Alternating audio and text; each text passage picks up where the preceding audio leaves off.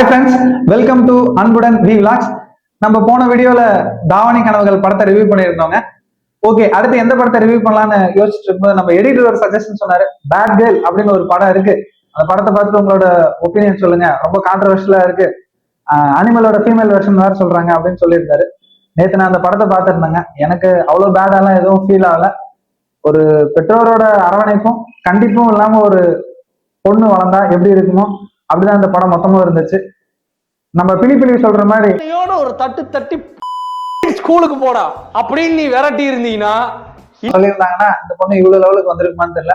அப்ப எல்லாத்துக்குமே கண்டிக்கணுமா அப்படின்னா கட்டாயம் கண்டிக்க வேண்டிய இடத்துல கண்டிச்சுதாங்க ஆகணும்.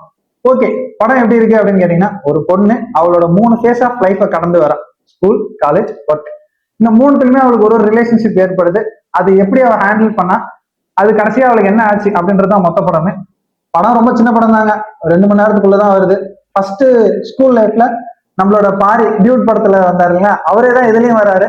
என்ன அங்க வந்து அவரோட குழந்தைய ஹீரோ கிட்ட கொடுத்துருவாரு, இதுல அவரோட குழந்தைய எடுத்து வந்து ஹீரோயின் கிட்ட கொடுக்குறாங்க. அதே மாதிரி அதுல எப்படி பிரதீப் வந்து ஒரு ஒரு ரைம்ஸ் மாதிரி வரும் இல்லையா, பேபி ஷட் டு டு டு.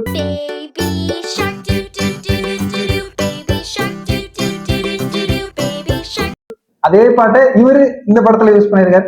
ரெண்டுமே கொஞ்சம் எனக்கு காமனா பட்டுச்சு. உங்களுக்கு பட்டுச்சுன்னா கமெண்ட்ல சொல்லுங்க. அந்த ஸ்கூல் லைஃப்லயும் அவங்களுக்கு பிரேக்கப் ஆயிடுது.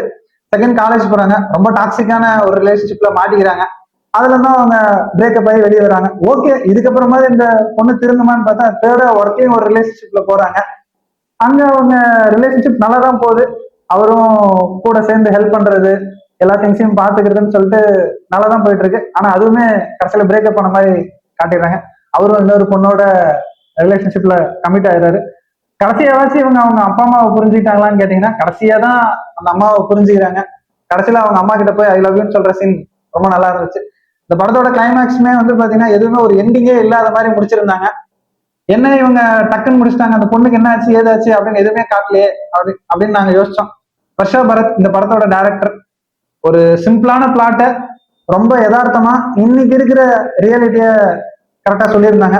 எனக்கு இந்த படம் ரொம்ப கான்ட்ரவர்ஷியலா இல்லை. அப்ப நம்ம எல்லாருமே பார்க்கலாமா அப்படின்னு கேட்டீங்கன்னா, கண்டிப்பா இப்ப இருக்கிற கிட்ஸ் வந்து இப்ப இருக்கிற ஜென்சி கிட்ஸ் கண்டிப்பா பார்க்கலாம், உங்களுக்கு பிடிக்கும்.